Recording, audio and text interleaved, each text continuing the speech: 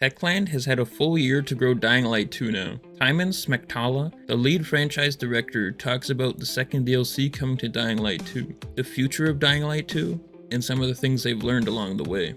In this interview with True Achievements. To start off the interview, Tymon mentions noting the positive change in player sentiment on Steam, basically saying that they must be doing something right.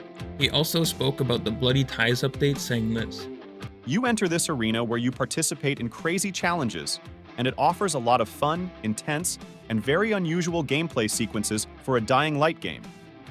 There were plenty of players who enjoyed that, and they appreciated that.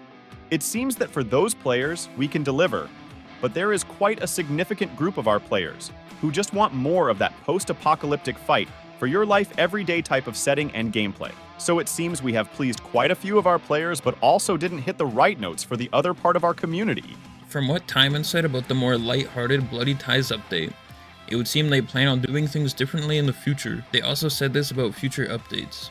Personally, I think this is great, as I would much rather see more realistic updates that come. And with the firearms update coming, I'm excited for the game's future. With that said, Tymon had this to say about the game's launch and updates. Something that we will take with us into the future is that when we release a game, the first batch of content should be focused on not trying something new, but reinforcing and adding to the core fantasy. Then, only after some time, like in year 2 or 3, maybe even later, when the core fantasy is already saturated in players' hearts, we can move on to experimenting with some other stuff.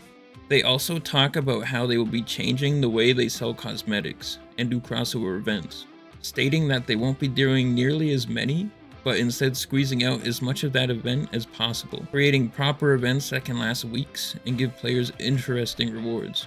Tymon ended off the interview talking about Dying Light 2's second expansion, saying that there's nothing to announce at this stage, but it's shaping up to be a great DLC.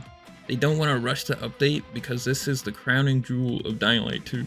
Those were the most important things from the interview, and it all sounds good to me. Thanks for watching.